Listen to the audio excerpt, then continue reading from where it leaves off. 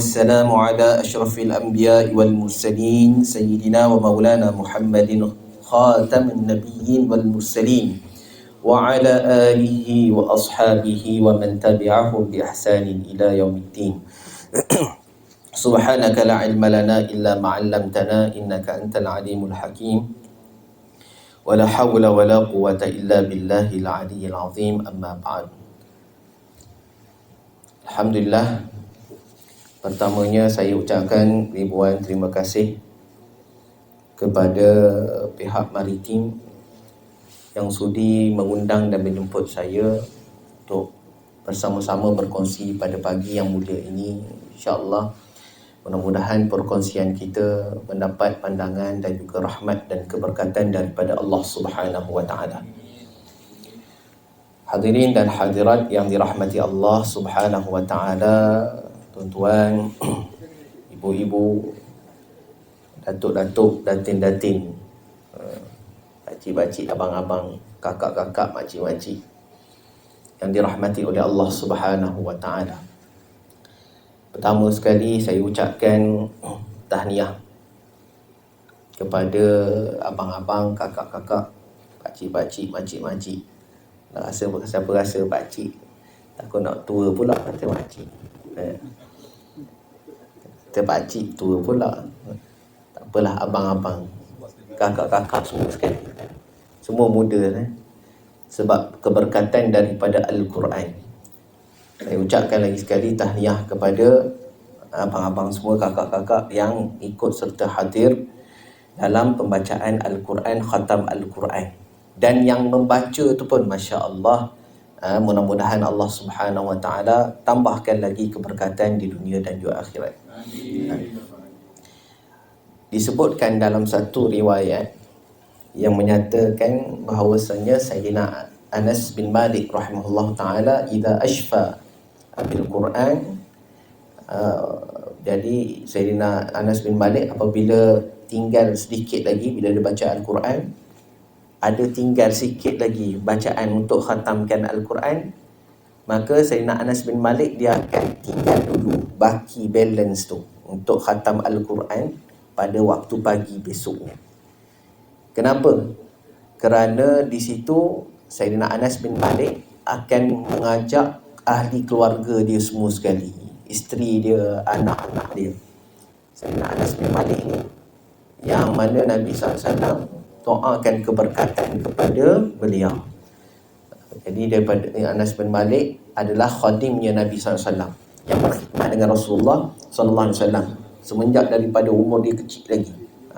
Kalau seingat saya daripada umur 10 tahun lagi berkhidmat dengan Rasulullah SAW, bawa selipar Rasulullah SAW. Maka ibu kepada Sayyidina Anas bin Malik, Sayyidatina Ummu Sulaim, berkata kepada Rasulullah, "Ya Rasulullah, tolong doakan kepada anakku ini." Maka Nabi SAW doakan kepada Sayyidina Anas bin Malik, pertama sekali umurnya panjang, yang kedua rezekinya melimpah ruah, banyak rezeki, dan ketiga banyaknya zuriat, ramainya anak. Jadi Sayyidina Anas bin Malik ni sebahagian riwayat menyatakan umurnya menjangkaui sampai 200 tahun. Panjang umur dia berkat dengan doa Nabi SAW. Yang kedua, rezeki Sayyidina Anas bin Malik ni banyak, sehingga dikatakan ladang kurma kepunyaan Sayyidina Anas bin Malik ini berbuah 2 kali setahun. Sedangkan kalau yang kita tahu, buah kurma ni dia berbuah hanya sekali setahun saja. Dia akan mula berbunga pada ketika musim panas, kemudian dia akan keluarkan buah. Jadi Sayyidina Anas bin Malik punya ladang kurma berbeza, lain pada orang lain. Orang lain berbuah setahun sekali, Sayyidina Anas bin Malik berbuah kebun dia dua kali setahun. Kemudian disebutkan Sayyidina Anas bin Malik mempunyai 100 orang anak. Masya Allah. Ada yang menyebutkan bahawasanya sebab Sayyidina Anas bin Malik ni umur dia panjang. Bila panjang, lepas dia kahwin, isteri dia meninggal dulu, dia kahwin yang lain. Isteri dia meninggal, dia kahwin yang lain. Ramai isteri, ramai isteri, ramai anak.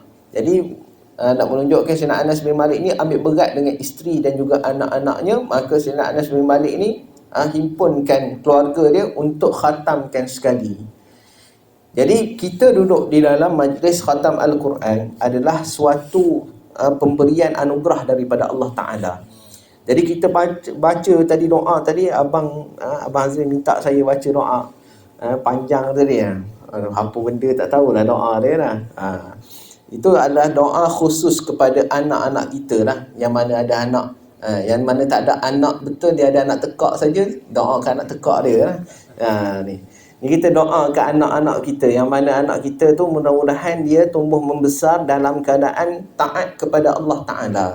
Secara ringkas, nak ringkaskan panjang juga doa tadi. Jadi kita minta kepada Allah Subhanahu Wa Ta'ala supaya anak kita ni menjadi orang yang taat, orang yang baik, orang yang soleh, orang yang menjalankan perkara-perkara yang diperintahkan oleh Allah Subhanahu Wa Ta'ala, tumbuh membesar dalam keadaan baik, menjadi orang yang hebat.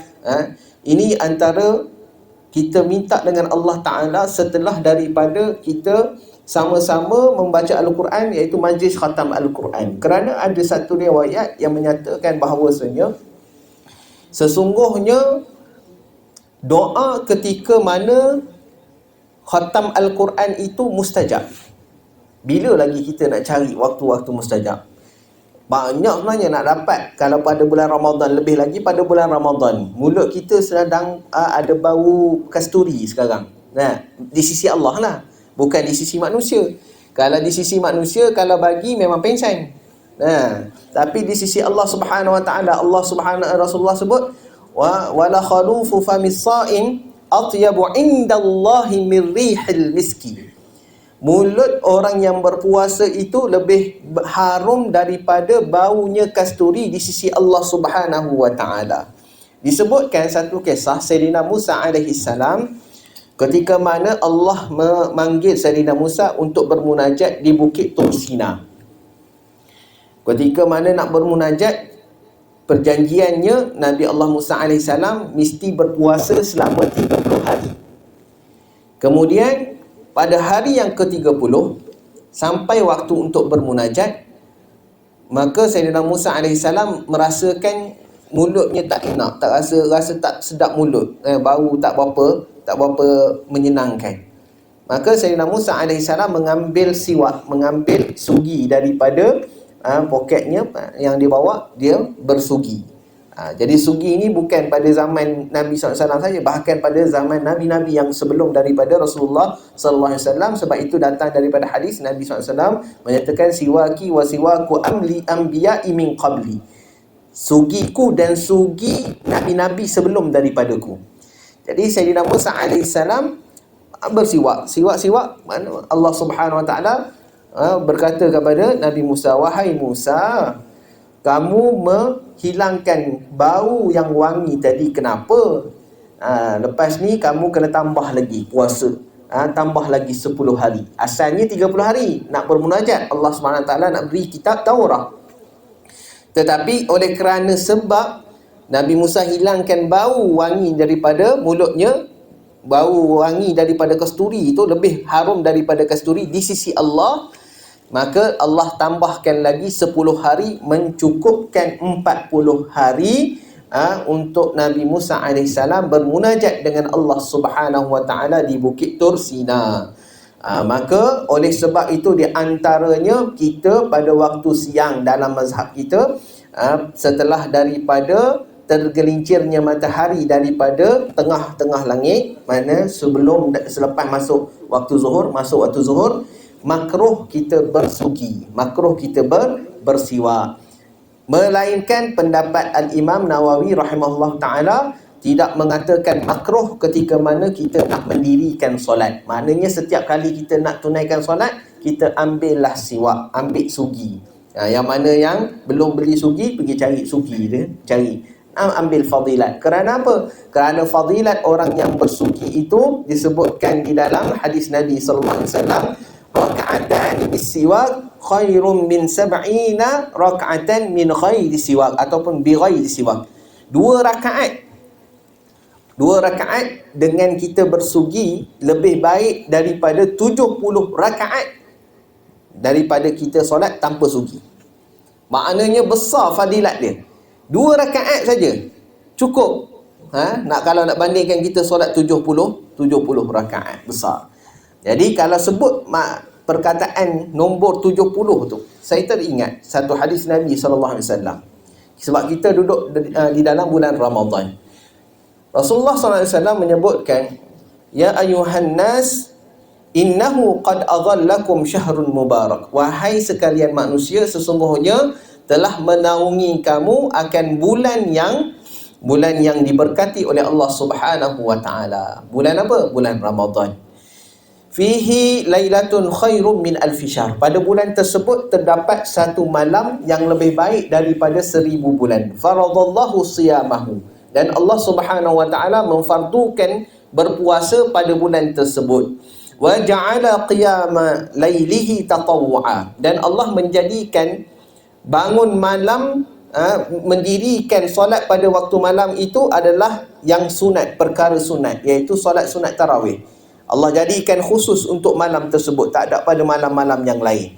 Jadi kita pada malam ini, lepas ni kalau kita pernah tertinggal, jangan tinggal dah kita pada akhir Ramadan. Dah akhir sangat dah. Tinggal berapa hari lagi abang? Tinggal 6 hari lagi lah. Kita hari ke-24 dah. Malam ni malam ke-25. Tinggal dah. Ramadan tinggal kita ke kita tinggal Ramadan? Ramadan tinggal kita.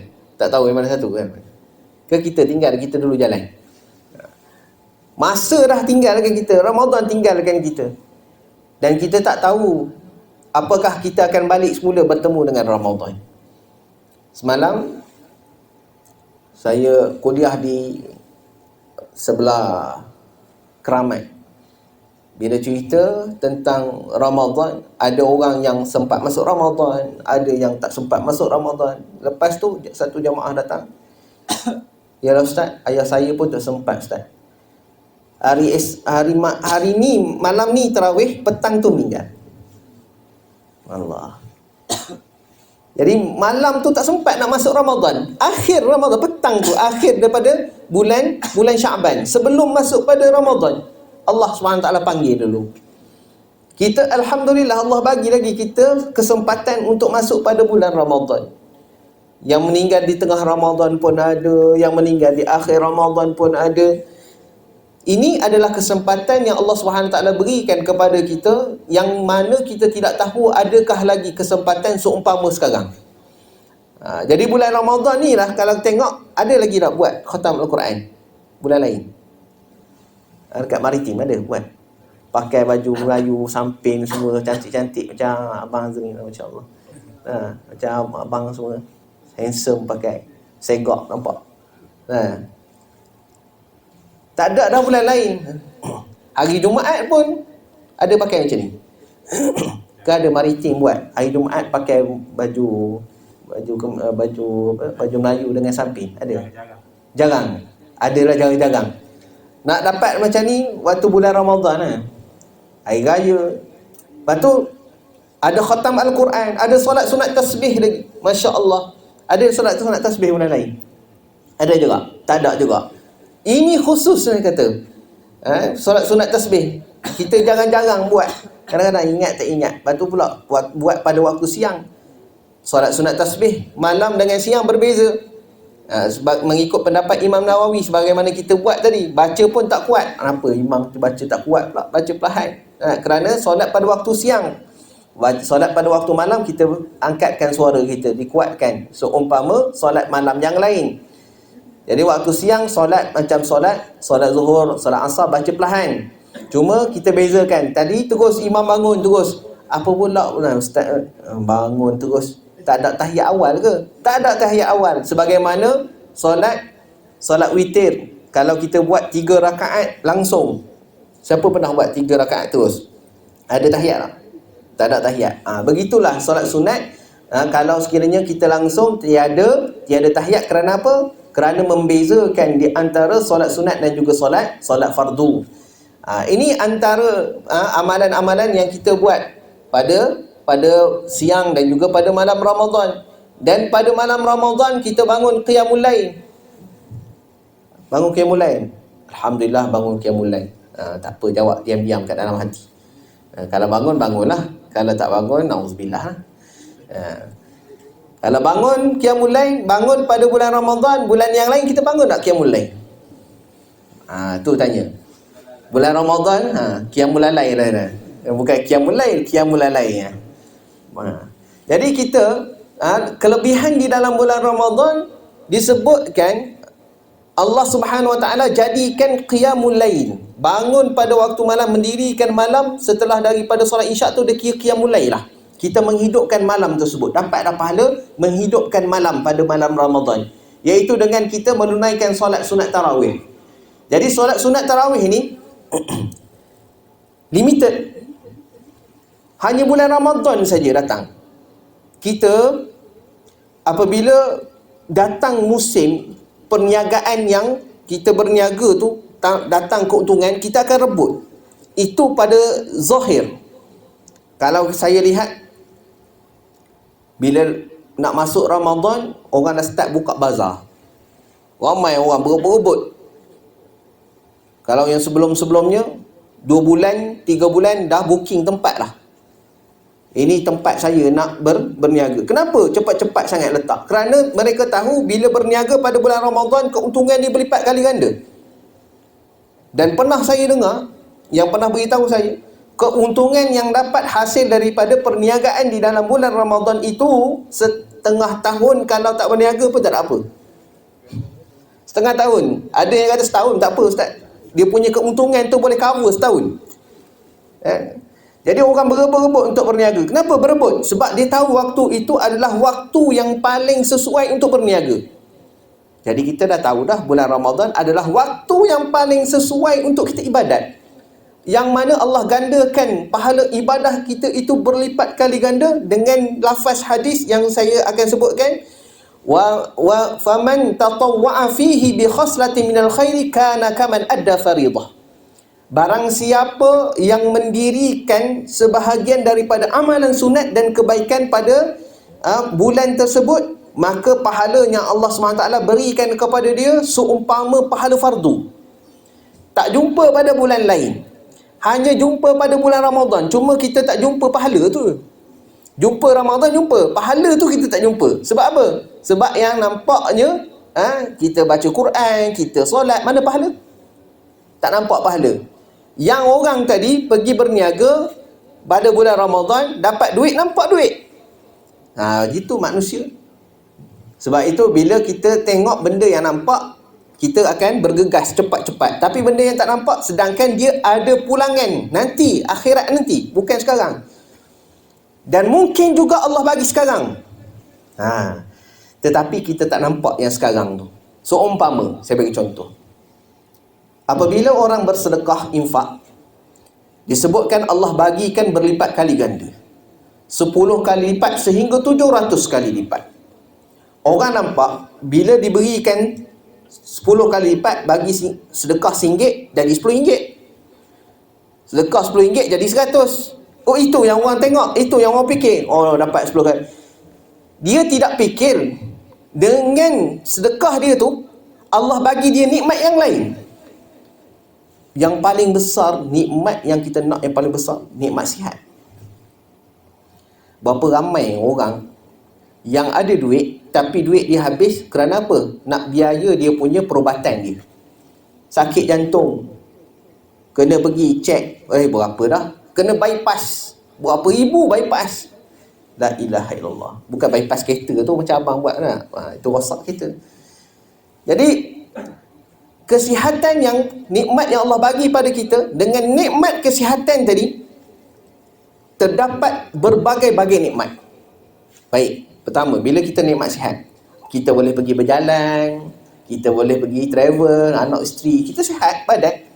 Kita boleh buat kerja. Abang, kalau demam boleh datang kerja tak? Demam sikit tak apalah. Kalau demam dekat dalam selimut, boleh datang kerja. Agak-agak boleh buat kerja, agak-agak. Tapi bila kita sihat, boleh kita bekerja? Boleh. Itu nikmat sihat. Satu, dah boleh travel. Abang, jom kita pergi jalan. Okey, abang sihat, Alhamdulillah, jom kita pergi jalan. Allah. Ada macam tu ke? Seronok isteri kata, abang jom jalan, jom terus. Jarang suami itu, bang jalan, nanti dululah, banyak juga duit nak pakai nak pergi travel. Kalau isteri dapat dan suami kata, bang jom kita pergi travel, jom kita travel, oh seronok isteri. Begitu juga nikmat sihat, kita mampu untuk beribadah. Ya, kalau kita sakit pun kita kena solat zuhur. Solat zuhur sebab wajib. Solat sunat, tak apalah, solat sunat dah tak sihat, tak apalah. Sebab solat sunat, kalau buat dapat pahala, tak buat tak ada apa-apa. Yang wajib kena solat. Jadi terpaksa juga kita solat, walaupun dalam keadaan sakit. Tapi kalau kita dalam keadaan sihat, boleh tak kita solat sunat? Boleh. Boleh solat sunat, tapi sunat. Solat ke tak solat? Itu je solat dia. Kesihatan tu. Dengan sebab sihat. Belum lagi dengan nikmat-nikmat yang lain. Nikmat sihat mata, sihat telinga, sihat mulut kita. Kadang-kadang mulut kita ni kena seriawan. Betul seriawan kan? Kena apa? Pecah, orang dah kata pecah. Ulcer. Bukan answer, ulcer. Kena ulcer mulut. Allah, nak makan. Nikmat makan tu dia hilang lah. Sebab apa? Sebab kena ulcer sikit je. Sini sikit, kena sikit. Gigi kita berlubang. Nak makan, masuk makanan. Allahu Akbar. Tak ada nikmat dah. Tapi mungkin dengan sebab kita buat baik, nikmat Allah SWT, kita sedekah. Pagi tadi orang ni sedekah, jadi aku bagi dia kesihatan, tambah lagi kesihatan pada dia, sihat. Begitu juga dengan sebab orang tu infak, kadang-kadang dia tak nampak, dia hampir aksiden, sempat lagi dia mengelak daripada aksiden. Saya daripada petang pagi tadi pergi qiyamul lail tadi, lalu jalan gelap sikit, tiba-tiba ada anjing tidur melintas pula. Kita nak bergegas lah. Alhamdulillah selamat, kita dapat elak daripada anjing tadi. Alhamdulillah. Tak tahulah sebab apa Allah SWT selamatkan kita. Ada sebab. Jadi kita sedekah, Allah SWT jadikan sedekah kita asbab untuk menyelamat nyawa kita, menyelamatkan harta benda kita. Nak hampir aksiden, kalau kata Allah, kalau aksiden ni langgarlah kereta BMW ni, dah langgar belakang pula tu. Tahulah pula. Kalau BMW okey lagi, langgar Porsche, langgar Ferrari. Bukan tak ada Malaysia kereta Ferrari. Kita tanggung lah. Jadi itu asbab yang menyebabkan Allah Subhanahu Wa Taala gandakan rezeki kita. Allah selamatkan pada itu. Begitu juga dengan asbab kita memberi dan menginfakkan, Allah Subhanahu Wa Taala jadikan kita makanan kita itu cukup. Kadang-kadang orang beli beras 1 kampik, 2 kampik beras tak cukup. Ada orang sekampik beras tu boleh 2-3 bulan makan. Sekampik beras. Sebab apa? Sebab dengan sedikit makanan tu sudah mengenyangkan dia. Allah cukupkan rezeki dia. Sebab itu ada orang gaji 1,000 pun dia boleh cukup. Ada orang gaji 10,000 tak cukup. Sebab itu kita di dalam bulan Ramadan ni, kita cuba sedaya upaya kita, usaha sungguh-sungguh untuk kita beribadah, untuk menambahkan kita punya pahala di sisi Allah Subhanahu Wa Taala. Jadi bulan Ramadan, bulan yang Allah Subhanahu Wa Taala berikan, gandakan amalan kita, yang mana sunat jadi pahalanya fardu, yang fardu jadi apa? Yang fardu wa man adda faridatan kana kaman adda 70 faridah. Barang siapa yang mendirikan solat ataupun amalan fardu, maka diibaratkan seumpama dia mendirikan 70 kali lipat fardu. 70. Kita di bulan Ramadan sehari diibaratkan seperti 70 hari pada bulan yang lain. Sehari itu. Sehari bulan Ramadan seperti 70 hari. Kerana apa? Satu hari kita solat 1 subuh saja. Tapi bulan Ramadan 1 subuh kita diibaratkan 70 kali subuh pada bulan yang lain. Berapa kali subuh? Setiap hari 1. Masya Allah, besar pahala. Itulah kelebihan. Dan kelebihan pada bulan Ramadan adalah, saya skip, dia ada wahwa syahrus sabri. Bulan Ramadan ini adalah bulan kesabaran. Dan Allah nak uji kita sabar. Bawa kereta, tengok orang masuk tak bagi signal, Allah, orang ni nak kena penumbuk ni kan. Ingat sikit, ingat nyawa kita ni beli ke? Malah sungguh lah. Tapi bulan Ramadan je, subhanallah, astagfirullah. Puasa. Tengok bawa kereta, tak masuk simpan, tak kisah, Allah, puasa. Pergi bazar Ramadan, tengok nampak, Allah, puasa. Sampai jalan pun tutup mata. Terakhir langgar tiang. Bulan Ramadan, bulan lain tak puasa. cerah biji mata. Na'udzubillah. Jadi bulan Ramadan ni bulan kita menguji kesabaran kita. Allah Subhanahu taala, wa huwa sabru thawabuhul jannah, dan kesabaran itu adalah pahalanya syurga di sisi Allah Subhanahu wa taala. Wa huwa syahrul muwasa, bulan Ramadan adalah bulan untuk kita memberi. Wa huwa syahrun yuzadu rizqul mu'mini fi. Dan juga bulan Ramadan adalah bulan yang di mana ditambahkan rezeki orang yang beriman. Bukan berkurang, bahkan bertambah lagi rezeki di sisi Allah Subhanahu wa taala. Wa man fattara sa'iman kana lahu 'itqa raqabatin aw wa maghfiratan li dhunubihi. Barang siapa yang memberi makan orang yang berbuka puasa, maka pahala dia bagi makan orang berbuka puasa tu seperti dia memerdekakan seorang hamba. Kita tak ada hamba dah zaman sekarang, tapi dapat pahala seperti kita memerdekakan hamba. Kenapa besar pahala merdekakan hamba? Abang tahu tak sebab apa? Agak-agak hamba ni dia terikat dia punya raqabah, tengkuk dia tu. Tu dia kata, bahasa Arab dia panggil raqabah. Raqabah ni sebenarnya tengkuk. Jadi terikat tengkuk dia dengan tuan, dia terpegang macam seolah-olah dibelenggu. Jadi seorang hamba dia tidak boleh bekerja melainkan dengan izin tuan dia. Dia tidak boleh mendapat hasil melainkan hasil itu, kalau dia dapat hasil itu balik kepada tuan dia. Sehingga kan Allah Subhanahu wa taala jadikan hamba ni kena taat pada tuan dia. Tidak wajib seorang hamba itu untuk menunaikan solat Jumaat. Sebab itu syarat untuk menunaikan solat Jumaat, syarat wajib apa? Syarat wajib mesti dia merdeka. Jadi kita semua merdeka. Jangan pula kata, Ustaz, saya ni hamba Ustaz, tak boleh solat Jumaat.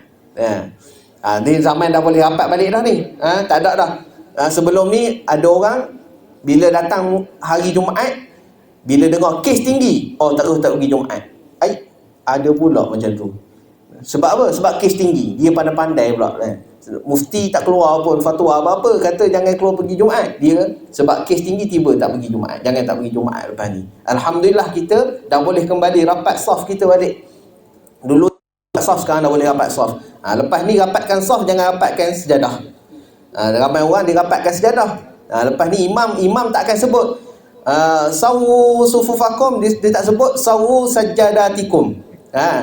Rapatkan sejadah-sejadah kamu. Dia rapatkan saf-saf kamu. Kita yang rapat, bukan sejadah yang rapat. Kelebihan pada waktu ini, kita dah dapat kembali untuk kita beribadah seperti biasa balik. Cuma kena pakai mask ya. Jadi kelebihan kita beribadah, dan juga pada bulan Ramadan Allah tambahkan ibadah kita, dan Allah tambahkan rezeki pada bulan Ramadan. Tak berkurang rezeki kita, insya-Allah. Yang mana yang infak, yang keluarkan dia punya rezeki dia kepada jalan Allah Subhanahu wa taala, berlipat kali ganda Allah Subhanahu wa taala gandakan. Sebab daripada ayat Allah Subhanahu wa taala sebut, wa mathalul ladina yunfiquna fi sabilillahi kamathali habbatin ambatat sab'a sanabila fi kulli sumbulatin mi'atu habbah wallahu yudha'ifu liman yasha' wallahu wasi'un 'alim. Dan dibuatkan perumpamaan, Allah buat perumpamaan bagi orang yang menginfakkan hartanya ke jalan Allah Subhanahu wa taala, diibaratkan seperti biji benih yang mana bila kamu tanam tumbuh padanya 7 tangkai, yang mana pada 7 tangkai itu terdapat 100 biji. 100 biji dan ada 100. Daripada asalnya pada 1. Tapi bila tumbuh jadi 7 tangkai, setiap tangkai tadi ada 100. Jadi 700. Begitu daripada hadis Nabi SAW disebutkan setiap amalan anak Adam itu 10 hingga 700 kali lipat. Begitu pada bulan Ramadan juga Allah jadikan amalan puasa ini yang mana tiada had pahala dia. Puasa. Semua amalan yang saya sebut tadi, amalan anak Adam, semuanya ada had dia, limit. Allah letak 10 hingga 700 kali lipat. Melainkan puasa sahaja yang Allah tidak meletakkan ganjaran yang tertentu. Kenapa? Sebab Allah SWT sebut pada hadis kursi, fa innahu li wa ana ajzi bihi. Kerana puasa itu untuk Allah Subhanahu wa taala. Kita tinggal makan kerana apa? Kerana Allah suruh kita tinggalkan makan. Kita tinggalkan isteri kita. Tinggalkan isteri maknanya tidak bersama lah, bukan tinggalkan pisah tak. Kita tak bersama dengan isteri pada waktu siang. Kenapa? Kerana Allah larang kita. Jadi kita kena ingat bahawasanya kalau kita tidak melakukan apa yang Allah Subhanahu wa taala perintahkan kepada kita, maka kita akan diazab oleh Allah Subhanahu wa taala. Jadi Allah Subhanahu wa taala suruh kita tinggalkan makan, suruh kita tinggal minum, kita tinggal makan, kita tinggal minum. Kerana siapa? Kerana Allah Subhanahu wa taala. Maka Allah Subhanahu wa taala beritahu kepada kita, fa innahu li wa ana ajzi bihi. Maka yang bagi kepada kita pahala ini adalah Allah Subhanahu wa taala. Yang bagi pahala langsung terus daripada Allah Subhanahu wa taala. Tiada daripada ketentuan mana-mana Allah letak ini kadar. Tak. Bila seorang tu puasa, Allah kata, wahai malaikat, letakkan pahala fulan bin fulan sebanyak ini. Sebab itu kalau kita tengok pahala kategori orang berpuasa itu terdapat 3 kategori. Pertama kategori dipanggil kategori apa? Kategori puasa orang biasa. Puasa orang awam. Puasa orang awam, puasa. Apa dia puasa tu puasa? Puasa tu maknanya dia tinggal makan, tinggal minum, tinggalkan perkara yang membatalkan puasa. Dah puasa. Yang lain hentam sajalah. Nah, siang-siang buka Facebook, hentam sana, hentam sini. Nah, kata orang sana, kata orang sini, caci orang sini, caci orang sana. Nah, fitnah sana, fitnah sini, umpat sana, umpat sini. Nah, sebar sana, sebar sini. Ambil perkataan orang, tak tahu entah celah mana dia dapat, tu sebarkan, bagi dekat sana mana-mana. Kongsi dia punya dosa sekali. Auzubillah. Bila? Bulan Ramadan. Tak kira dah. Tengok benda-benda nak tengok. Buat apa benda nak buat. Ambillah benda nak ambil. Yang penting aku puasa. Solat, ada yang puasa tapi tak solat. Ada yang solat tapi tak puasa. Auzubillah. Yang penting, dia kata, yang penting aku puasa. Lepas dah. Tinggal puasa, solat. Yang kena soal nanti tentang puasa. Solat, selamat. Yang mana tak solat, puasa. Yang kena soal, solat. Puasa, dia selamat. Lepas. Yang mana solat, yang mana puasa, tengok pula puasa dia macam mana. Puasa dia tu ikut apa kehendak Allah SWT ataupun tidak. Puasa, lepas tanggungjawab kita selaku hamba Allah. Yalah, aku lepaskanlah. Yang penting aku. Begitu juga solat. Solat, datang solat. Allahu Akbar. Kenapa solat? Solat zuhur lebih kurang. Kepala kita, akal kita entah kat mana-mana dah sampai. Sampai dekat London dah. Ada yang sampai dekat Ireland, tengah-tengah solat. Dia tengah solat tapi tengah buat kerja. Ada kerja tak selesai lagi, nak kena type, nak kena check. Tengah ingat orang ni hantar ni ada macam ayat dia salah sikit kat sini. Tengah solat ni, tengah fikir ayat orang salah ke betul. Dia tengah solat. Tinggallah dulu sekejap dekat tak tepi. Kita tengah solat. Jadi kita puasa begitu juga. Puasa kita kerana Allah Subhanahu wa taala. Jadi kita naik sikit martabat. Daripada puasa biasa, orang biasa, naik pada martabat yang kedua, puasa orang khusus. Puasa orang yang khusus adalah puasa puasa dan tinggalkan maksiat. Tinggalkan mengumpat, tinggalkan berdusta, tinggalkan melihat yang haram, tinggalkan berkata yang haram, meninggalkan dengar yang haram. Itu puasa orang yang khusus. Naik pula martabat yang tinggi lagi. Ada lagi, dah tinggal maksiat pun ada lagi martabat tinggi. Ada martabat yang atas lagi pada puasa orang tinggal maksiat saja. Dia tinggal makan, tinggal perkara yang membatalkan puasa, dan juga tinggalkan maksiat. Tapi ada lagi yang atas lagi. Apa dia? Puasa orang yang khusus lagi khusus. Puasa orang yang khusus lagi khusus adalah puasa dia tinggalkan yang haram dan tinggalkan yang makruh dan tinggalkan yang harus sekali, yang tidak memberi manfaat. Ada yang harus kita buat tak ada apa-apa. Harus kita buat tak dapat dosa. Tinggal pun tak dapat dosa. Buat tak dapat pahala. Tinggal pun tak dapat pahala. Buatlah. Tapi dia tinggal kerana apa? Kerana tiada memberi manfaat kepada dia. Dia akan buat sesuatu yang harus kalau memberi manfaat kepada dia dan juga kepada akhirat dia. Itu puasa orang yang martabat yang paling tinggi. Apatah lagi makruh. Perkara makruh ni kita dituntut untuk meninggalkan dia, tetapi tidak berdosa kalau kita buat, tetapi lebih elok kita tinggalkan, dapat pahala di sisi Allah Subhanahu wa taala. Jadi pada bulan Ramadan ini adalah bulan yang di mana kita dituntut untuk menjaga seluruh daripada apa yang diamanahkan oleh Allah Subhanahu wa taala untuk kita merealisasikan apa? Kita nak realisasikan perkataan ataupun firman Allah, ya ayyuhalladzina amanu kutiba alaikumus siyamu kama kutiba alal ladzina min qablikum la'allakum tattaqun. Kita nak dapatkan ketakwaan di sisi Allah Subhanahu wa taala. Dengan kita berpuasa, kita mampu untuk menjadi hamba Allah yang bertakwa. Sebab Allah nak bagi mudah kat kita. Apa kemudahan yang Allah bagi? Macam kita hari ni, kita buat majlis. Hari ni khusus. Ada tak kemudahan kita dapat? Ni kemudahan. Untuk bulan puasa, Allah bagi kita kemudahan. Fasiliti dia. Fasiliti apa fasiliti dia? Antara kemudahan yang Allah bagi, kita sebelum Ramadan, kita disibukkan dengan musuh kita, syaitan, iblis. Duduk kacau ganggu kita. Bila masuk bulan Ramadan, Nabi SAW beritahu kepada kita, idza jaa Ramadan futihat abwabul jannah wa ghulqat abwabun nar wa suffilatis syayatin ataupun wa sulsilatis syayatin. Bila masuk bulan Ramadan, maka dibuka pintu langit Allah Subhanahu wa taala seluas-luasnya. Ditutup pintu neraka Allah serapat-rapatnya. Kemudian dibelenggu syaitan-syaitan. Dibelenggu syaitan. Kenapa dibelenggu syaitan? Kerana nak bagi mudah untuk hamba Allah Ta'ala ini berpuasa dan beramal soleh. Tapi Ustaz, kenapa kita bulan puasa pun masih lagi buat dosa kan? Kenapa bulan puasa masih lagi kita susah nak ibadat? Itu kita kena tanyalah kita punya diri kita. Sebab kita ni telah ditarbiyah, kita dah diajar. Jadi kehidupan kita ni dah jadi kebiasaan kita buat benda yang salah. Maka kita terbiasa dengan yang salah. Semenjak daripada bulan Muharram sampailah kepada bulan Syaban.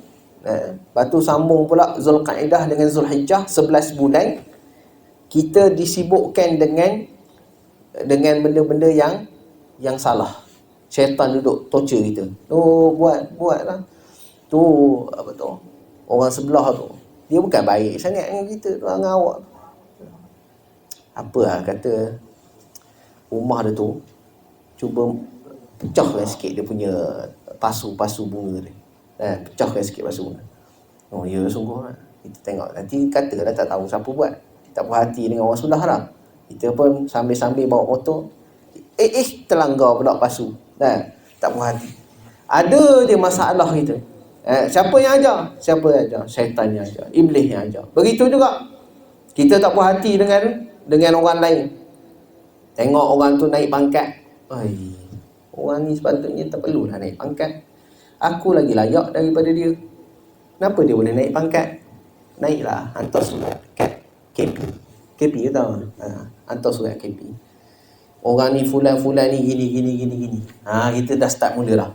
Tak puas hati, ada hasad pula, ada dengki. Sebab apa? Sebab orang tu lagi atas daripada kita. Kita pula kerja bertahun-tahun tak naik pangkat. Orang tu, ni mesti ada apa-apa ni. Pula dah. Bila kita bekerja bertahun-tahun, tiba-tiba orang baru bekerja, tiba-tiba naik pangkat, kita dah mula rasa dah curiga. Orang ni mesti ada apa-apa. Cepat sangat naik pangkat. Aku dah 17 tahun dekat dalam ni, dia baru 10 tahun, tiba-tiba naik pangkat. Ini dah melanggar peraturan dah ni. Peraturan diri dia sendiri lah. Ini dah langkah bendul nama dia. Kenapa? Tak puas hati. Dalam hati ni ada problem, sakit hati. Dia tak check diri dia. Dia kerja elok ke tak? Dia datang awal ke tak? Ni datang tunggu orang punch card dah. Zaman tak ada punch card dah mana? Tak ada. Zaman lah Ustaz, dia ketinggalan zaman tu.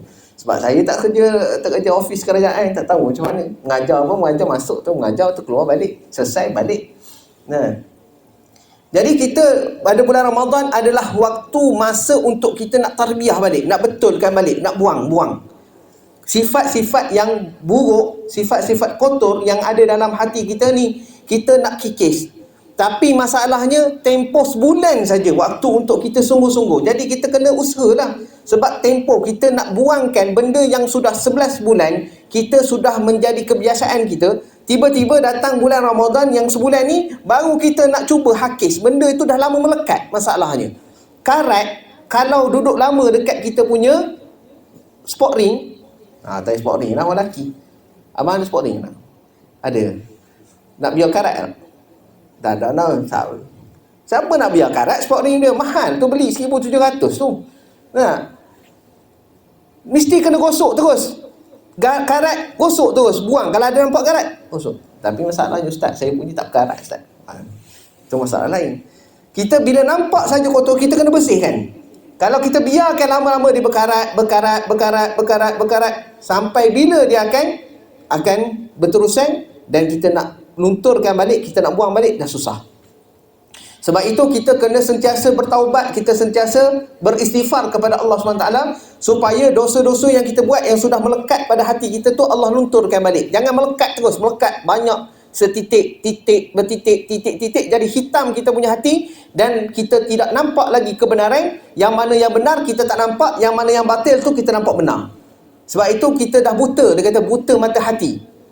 Kita tak tahu hati ni adalah tempat pandangnya Allah Subhanahu Wa Taala. Maka pada bulan Ramadan, bila kita kata kita dah lama kita tak kikis penyakit hati kita, kita tak bersihkan hati kita, pada bulan-bulan yang sebelumnya, bila masuk pada bulan Ramadan, bila kita nak bersihkan, kita kena sungguh-sungguh nak bersih. Kena pakai klorok, kena pakai asid ke, kena pakai apa-apalah, kimia, kalau benda yang... Jadi ibadat kita yang kurang, kita kena gandakan pada bulan Ramadan, supaya boleh mampu bersihkan, dan Allah SWT masukkan cahaya-cahaya ke dalam hati kita, yang menyebabkan kita lepas tu barulah mudah nak beramal. Kita yang jadi berat nak beramal, berat nak pergi solat berjamaah dan sebagainya, kerana titik hitam ni, berat dah hati kita ni, dah bergelumang dengan kegelapan. Banyak sangat gelap sangat hati kita, sampai dah kita tak nak buat ibadat dah. Nak sebut nama Allah pun jadi berat dah. Dengar orang mengaji pun dah buat tak tahu dah. Orang mengaji bukan nak suruh kita ngaji, dengar orang mengaji pun jadi problem. Jadi bulan Ramadan ni adalah bulan untuk kita nak tarbiyah balik diri kita, dan bulan Ramadan ni adalah untuk kita nak memperbaiki balik kekurangan yang ada pada diri kita. Contoh, dulu aku solat tak berapa bagus, masuk bulan Ramadan aku dah memperbaiki solat aku. Aku dah tahu apa dia daripada rukun-rukun solat. Kemudian apa? Fatihah aku, macam mana Fatihah kita baca? Sebab Fatihah itu adalah sebahagian daripada rukun solat. Kalau kita tidak perbaiki kita punya rukun solat, maka rosak kita punya solat. Baru Fatihah. Belum lagi yang lain-lain, belum lagi Fatihah. Sebab rukun qauli, ada apa rukun qauli? Ada takbiratul ihram, ada bacaan Fatihah, ada tasyahud, ada salam. Tasyahud kita macam mana? Tasyahud, tahu tasyahud? Tahiyat. Tahiyat. Pernah tak kita perbetulkan Fatihah dan tahiyat? Sebab dua tu adalah rukun daripada rukun solat. Berapa sabdu dalam Fatihah? Pernah kita tahu tak berapa sabdu dalam Fatihah? Yang mana kita kena betulkan bacaan sabdu-sabdu dalam Fatihah. Bismillahirrahmanirrahim. Alhamdulillahi rabbil alamin. Ada 14 sabdu di dalam Fatihah yang kita kena bagi hak-hak sabdu tersebut kepada Fatihah kita. Kalau kita tak bagi, maka kata ulama tak sah kita punya solat kita. Tak sah. Fatihah tersebut tak sah. Bila Fatihah tidak sah, maka solat pun tidak sah. Sebab kita mengurangkan huruf daripada huruf Fatihah, kerana sabdu itu mewakili dua huruf. Satu huruf mati dan satu huruf yang hidup. Begitu juga bulan Ramadan adalah bulan untuk kita nak ajar kita baca balik. Dulu kita tinggal lama kita tak baca Al-Quran. Nak tunggu Ramadan baru kita nak baca Al-Quran. Disebutkan dalam satu kisah bahawasanya sahabat radhiyallahu ta'ala anhum, mereka apabila nak datang bulan Ramadan, bila bulan Syaban tu banyak sangat, ramai sangat yang baca Al-Quran, sampai disebutkan bulan tersebut dipanggil Syahrul Qurra, bulan Qari. Bukan Qari tilawah tak, bukan. Bulan pembaca Al-Quran. Jadi bulan tersebut ramai sangat baca Al-Quran, kerana ramai sangat. Jadi waktu itu ramai dengar. Pergi sana dengar orang baca Quran. Pergi sana dengar baca Al-Quran.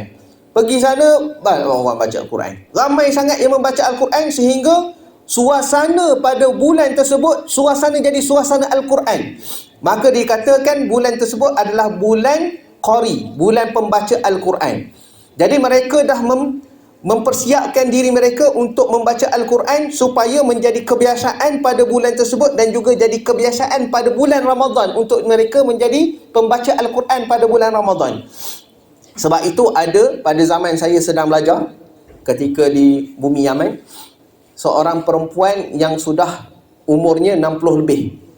Dah dekat 70 dah umur ketika itu. Seingat saya 60 ke 65 tahun. Saya lupa umurnya.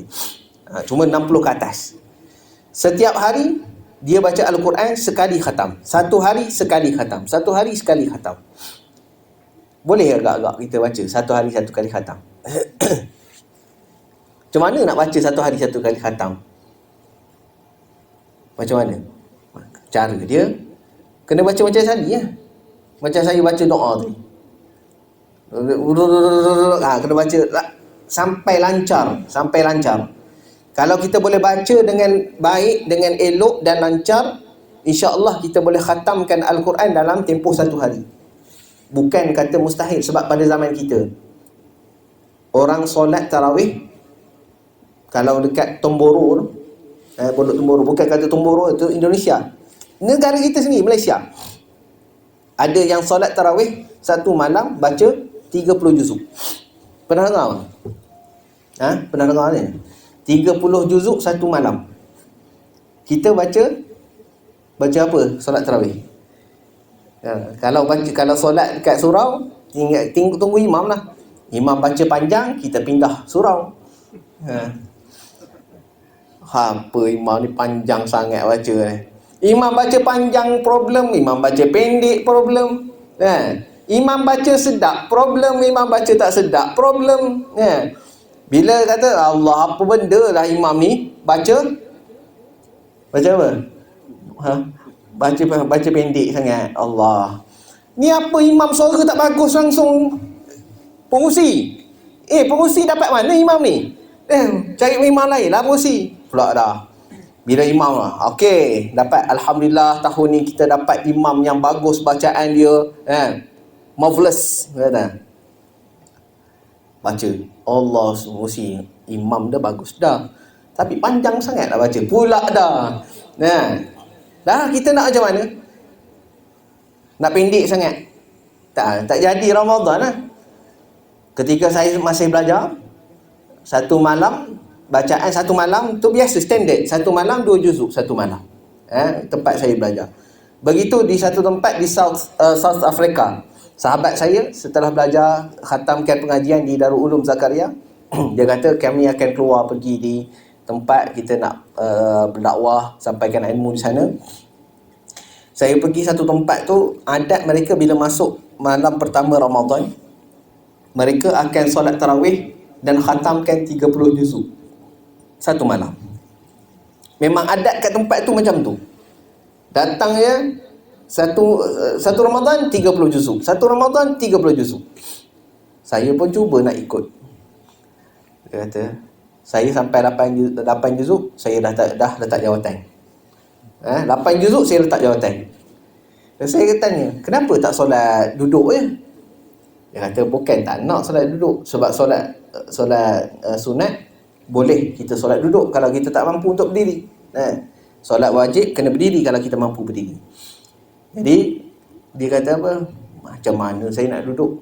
Malu. Lebih baik saya tarik diri daripada malu. Sebab apa? Sebab kanan saya pakcik berjanggut panjang putih-putih duduk kanan saya. Kiri saya pakcik dah tua, dah mongkok dah solat 30 juzuk steady diri. 30 juzuk satu malam, relax, habis. Dia duduk. Tarik diri. Agak-agak kita dia boleh lah. Tak payah kata apa tu? 30 juzuk. Ada sebahagian buat satu hari, satu malam 10 juzuk. 10 juzuk, 10 juzuk, 10 juzuk. Jadi nak tunggu bila lagi kita punya nak dapat experience. Kita nak kena ada experience, dapatkan pengalaman. Macam mana agak-agak solat 30 juzuk satu malam. Saya pun tak pernah lagi lah. Sebab apa? Tak pernah jumpa lagi. Dah tahu dah. Tapi sebab bila datang Ramadan, kita bertugas. Datang Ramadan, pergi bertugas. Kalau saya bertugas, saya baca 30 juzuk, alamatnya saya seorang. Dah, sebab apa? Sebab pernah satu ketika saya jadi imam tarawih. Saya ambil bacaan satu muka, saya bagi 3. Satu suku lah, suku. Satu rakaat suku, Selesai tarawih, ada orang datang, "Ustaz, nak minta sikit, Ustaz." "Apa dia?" "Kalau boleh Ustaz pendekkan sikit bacaan boleh tak?" Saya kata, "Nak pendek macam mana? Saya dah bagi suku dah tu, 1/3, bukan setengah, 1/3. Saya bagi 3, satu muka tu bagi 3. Cuma kita baca relax, kita tak baca laju. Kalau kita ambil panjang, kita baca laju lagi. Tapi kita ambil pendek, kalau kita baca laju-laju, tak dapat kita punya kenikmatan dalam ibadat. Paling-paling kurang kalau kita baca panjang, kita baca laju, kita dapat rasa kenikmatan dalam solat. Rasa lama sikit berdiri. Kerana apa? Kerana ulama menyatakan qiyam, berdiri itu lebih afdal kalau lama. Kalau kita solat, kita berdiri lama, itu lebih afdal. Dan kita cuba pada bulan Ramadan, kita betulkan bacaan kita. Mana yang panjang, mana yang pendek, mana yang dengung. Sampai kalau kita baca tak dengung, kalah kita dengan mic ni tadi. Sebab mic ni tadi kena letak tepi ni. Mic ni kena letak tepi. Sebab kita punya ni kata, "Ustaz, mic tadi kena letak tepi sebab dia berdengung." Orang yang tak berdengung, mic pun pandai berdengung juga. Jadi kita kena datangkan, baca, baru kita merasakan kenikmatan, keindahan daripada bacaan Al-Quran. Itu adalah kehebatan Al-Quran. Jadi yang mana yang pada tahun ni kita tambah lagi, kita lebihkan lagi bacaan kita, perbaiki lagi, elokkan lagi. Alhamdulillah, yang saya perhatikan kesungguhan kita di dalam membaca Al-Quran, walaupun dalam keadaan ramai orang, tapi alhamdulillah Allah bagi kesungguhan pada kita. Mudah-mudahan dengan kesungguhan tadi Allah Subhanahu Wa Taala tambah lagi ke ilmu tersebut, Allah tambah lagi kebaikan, Allah perelokkan bacaan. Sehingga ada seorang pakcik datang pada saya. Ni bukan saya nukil pada kalam percakapan orang ni. Ni betul-betul ni. Ni bukan cubaan, ini betul-betul. Pakcik tu datang pada saya. "Ustaz, saya sebenarnya dulu susah nak baca Al-Quran, Ustaz. Saya minta dengan Allah, minta betul-betul sungguh-sungguh. Allah takdirkan saya dapat pergi tunaikan umrah. Saya pergi di umrah, saya pergi di Multazam, saya doa. Sebab di Multazam tempatnya mustajab doa. Yang mana yang tak pernah pergi umrah ataupun pergi haji, Multazam tu di antara pintu Kaabah dengan Hajar Aswad. Dan dia panggil Multazam. Nanti tahu dah siapa yang pergi umrah, pergi haji, pergilah berdoa di sana, kerana tempat di situ adalah tempat yang mustajabnya doa. Saya berdoa di situ, Ustaz, minta, "Ya Allah, bagilah aku pandai baca Al-Quran, berilah aku pandai baca." Tapi kesungguhan doa, maka Allah Subhanahu Wa Taala kabulkan. Dia dapat balik-balik, Allah Subhanahu Wa Taala bagi kelapangan pada dia dapat belajar Al-Quran, dapat belajar sungguh-sungguh, sampai akhirnya bacaan dia Masya Allah, suara dia bagus dan bacaannya pun bagus, alhamdulillah. Tapi hasil daripada kesungguhan dia, minta doa dengan Allah Subhanahu Wa Taala. Tapi kalau doa tapi tak usaha, tak jadi juga. Doa saja, doa, "Ya Allah," seumpama orang nak lapar, dia lapar, dia nak makan, "Ya Allah, aku lapar, Ya Allah, bagilah aku makan, Ya Allah." Tapi dia tak pergi cari makan. Bila dia nak kenyang, dia mestilah berdoa dan dia berusaha untuk mendapatkan makanan, baru dia dapat kenyang. Ini doa, "Ya Allah, bagi aku makan, dia tak bagi makan. Macam mana nak kenyang? Begitu juga kita doa kepada Allah Subhanahu Wa Taala, Allah bagi kita kesempatan, Allah bagi masa pada kita, Allah bagi ruang pada kita, untuk kita belajar Al-Quran, mendalami Al-Quran, baru kita dapat rasa kenikmatan membaca Al-Quran. Cuba kita buka kaset, kita dengar bacaan-bacaan imam-imam ketika mana membaca Al-Quran. Bagaimana kita rasa? Kita dengar mereka membaca Al-Quran, keseronokan kita, dengar suara yang bagus, dengar sebutan yang bagus, baru kita rasa kenikmatan. Dan kita bila kita mampu, kita boleh mahir sendiri. Rasulullah SAW sebut, "Al-mahiru bil Quran ma'a safaratil kiramil bararah. Orang yang mahir membaca Al-Quran, maka orang itu bersama dengan para malaikat yang baik. Bagi siapa yang yatata'ta, yang mana yang gagap membaca Al-Quran, dia baca Al-Quran, dia gagap, tapi dia usaha, dia belajar baca Al-Quran, maka falahu ajran, maka dia akan dapat 2 pahala di sisi Allah Subhanahu Wa Taala. Dapat 2 pahala. Apa dia pahala?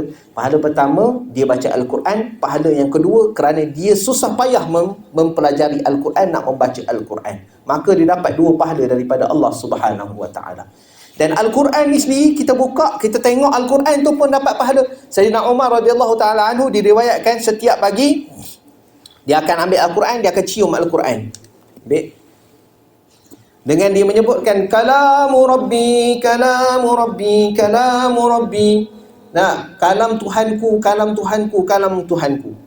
Dan mereka para ulama yang cintakan Al-Quran, mereka merasakan apa? Ketika mana aku rasa nak bercakap dengan Allah Subhanahu Taala, maka aku akan tunaikan solat. Sebab apa? Nak bermunajat dengan Allah, kan? Kita kata bermunajat, maknanya kita nak berkata-kata, bercakap dengan Allah. Ketika mana? Ketika mana kita solat. Ketika mana aku nak dengar Allah bercakap dengan aku, maka aku akan buka Al-Quran. Allah bercakap dengan kita. Al-Quran tu, Allah bercakap dengan kita. Sebab apa? Kita bukalah mana-mana ayat yang mana mesti ada ayat ya ayyuhallazina amanu, ya ayyuhallazina amanu, ya ayyuhallazina amanu, wahai orang yang beriman, wahai orang yang beriman, wahai orang yang beriman. Kita tak beriman. Kalau kita beriman, Allah bercakap dengan kita. Kalau kita tak beriman, tak termasuklah. Tapi insya-Allah semua yang membaca Al-Quran itu yang beriman. Baca, buka, Allah bercakap dengan kita. Ya ayyuhallazina amanu kulu min tayyibati ma razaqnakum, wahai orang-orang yang beriman, makanlah daripada makanan yang baik-baik yang telah diberikan Allah rezeki kepada kamu, yang telah kami berikan rezeki kepada kamu. Jadi kita makan yang baik-baik tak? Makan yang baik-baik, kita ambil yang elok-elok, yang baik-baik, yang maknanya yang halal, yang Allah Subhanahu Wa Taala berikan kepada kita. Jadi kita buka Al-Quran kerana apa? Kerana kita nak dengar Allah berkata-kata dengan kita. Bila kita rasakan kenikmatan, kita dengar ini perkataan Allah Subhanahu Wa Taala, bukan perkataan biasa. Jin pada zaman Nabi SAW, satu hari Nabi SAW pulang daripada Taif, keluar daripada Taif setelah daripada dakwah Nabi. Bila Nabi diusir, Nabi tak diterima dakwah Nabi, Nabi keluar, Nabi berhenti pada waktu fajar di suatu tempat bernama Nakhlah. Nabi solat di situ, maka Nabi baca Al-Quran. Nabi baca, tiba-tiba ada beberapa daripada kalangan jin. Waktu itu dengar bacaan Rasulullah sallallahu alaihi wasallam. Waktu setelah Nabi solat, jin tersebut berjumpa dengan Nabi sallallahu alaihi wasallam dan beritahu, wahai pemuda, apa yang kamu baca ni? Sebab apa? Sebab kata jin tadi, bila dengar Nabi sallallahu alaihi wasallam baca, dia kata ini perkataan yang luar biasa ni. Jin dengar, dia kata ini bukan perkataan manusia maupun perkataan jin. Bukan jin punya, bukan manusia. Ni perkataan luar biasa ni. Ini mesti daripada langit. Maka jin tu tadi pergi, ya Rasulullah, wahai pemuda, ini apa yang kamu baca? Rasulullah tanya, kamu daripada mana? Kami daripada kalangan jin yang beriman dengan Nabi Musa alaihissalam, dengan Musa. Pada zaman Musa. Datang jumpa Nabi SAW, dengar perkataan tersebut. Rasulullah kata ini adalah wahyu daripada Allah Subhanahu Wa Taala. Maka jin tadi beriman kerana mendengar Al-Quran. Sebab itu di dalam suratul jin, buka suratul jin, tengok apa maksud dia. Qul uhiya ilayya annahu istama'a nafarun minal jinni faqalu inna sami'na qur'anan ajaba yahdi bihi ila rusydi fa amanna bihi wa lan nusyrika bi rabbina ahada.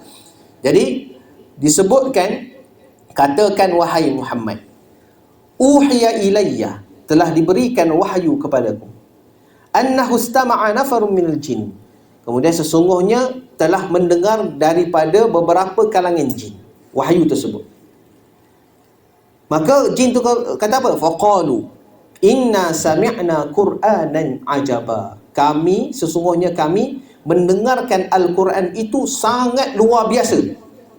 yahdi ila rusydi, yang mana Quran tadi memberi petunjuk kepada jalan yang lurus. Fa amanna bihi, dan kami beriman dengannya, beriman dengan Al-Quran, iaitu beriman dengan Rasulullah sallallahu alaihi wasallam, beriman dengan Al-Quran. Memang kita dituntut untuk beriman dengan Al-Quran. Walan nusyrika bi rabbina ahada, dan tidak sekali-kali kami akan mensyirikkan kepada Tuhan kami, iaitu Allah Subhanahu wa taala. Kelebihan Al-Quran, baik. Kalau ada orang kena rasuk jin, boleh tak abang pergi bagi Panadol dekat dia? Pernah tengok orang kena rasuk jin? Bukan kita nak buka kelas ubat orang kena sakit jin, bukan. Pernah tengok lah. Akak-akak pernah tengok orang kena rasuk jin? Tak pernah tengok lagi. Entah betul entah tidak ni kan. Ada orang tak percaya. Saya tak percaya ustaz.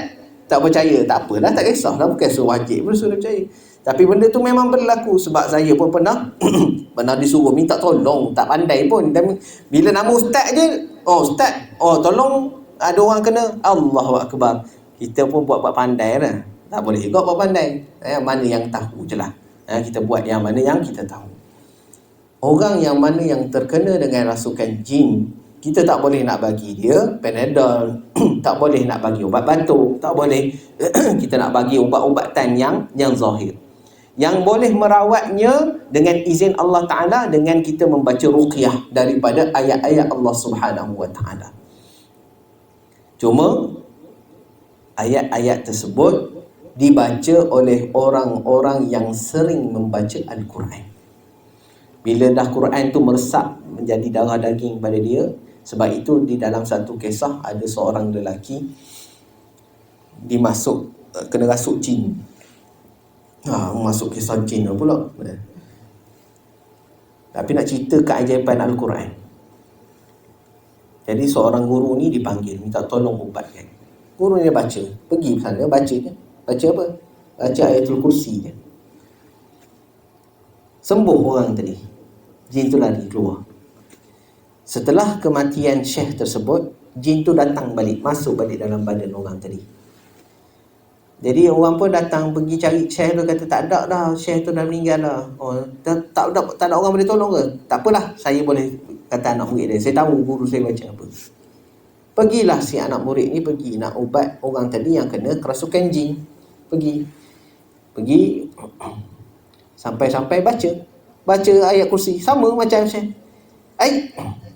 Kenapa kata keluar? Kata jin tadi, yang baca dulu dengan yang baca sekarang tak sama. Lain. Dan sepupu saya. Ini bukan, itu cerita dulu. Yang ni yang sepupu saya sendiri. Dia baca ayat kursi untuk orang kena jin, kena rasukin. Jin tu gelak ketawa dekat dia. Jin tu boleh gelak. Abang agak-agak abang baca surah ayat Quran, kalau dekat jin buat apa? Dia gelak ke dia menangis? Jadi keajaiban Al-Quran. Tapi kita kena betul-betul baca Al-Quran betul. Ada yang pernah dia baca Al-Quran dan jin tu yang membetulkan bacaan Al-Quran.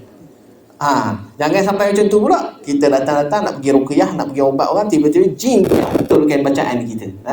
Sebab apa? Sebab jin pun tahu dia ada belajar. Sebab jin ada daripada kalangan yang beriman dan ada daripada kalangan yang tidak beriman. Dan yang pada manakah yang daripada kalangan yang beriman tetapi dia fasik, macam kita orang manusia, ada yang pandai baca Al-Quran tapi dia tak taat pada Allah Subhanahu Wa Taala. Pandai dia baca Al-Quran, bacaan bagus, suara bagus, tapi dia tidak taat pada Allah, fasik, buat dosa besar.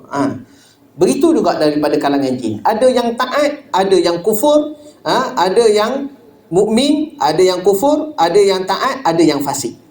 Jadi kita kena betulkan bacaan Al-Quran kita supaya Allah Subhanahu Wa Taala pandang kita baca Al-Quran mendapat pahala di sisi Allah Subhanahu Wa Taala. Bukanlah Al-Quran itu melaknati kita. Kita doa mudah-mudahan majlis kita ini diberkati oleh Allah Subhanahu Wa Taala. Allah tambahkan hidayah, Allah tambahkan cahaya dalam hati-hati kita ini. Allah jauhkan malapetaka, Allah jauhkan kita daripada keburukan yang tidak baik. Allah Subhanahu Wa Taala tetapkan kita di atas landasan jalan Allah Subhanahu Wa Taala dan dijauhkan segala perkara-perkara yang menyimpang, yang mendapat kemurkaan daripada Allah Subhanahu wa taala. Dan Allah Subhanahu wa taala memberkati pada yang mana yang mendirikan majlis ini, dan Allah Subhanahu wa taala tambahkan kekuatan untuk terus istiqamah kita setelah daripada datang keluarnya daripada bulan Ramadan. Allah jadikan kita daripada kalangan orang yang sentiasa membaca Al-Quran, dan kita sentiasa mengamalkan apa yang berada daripada Al-Quran, daripada isi kandungan Al-Quran.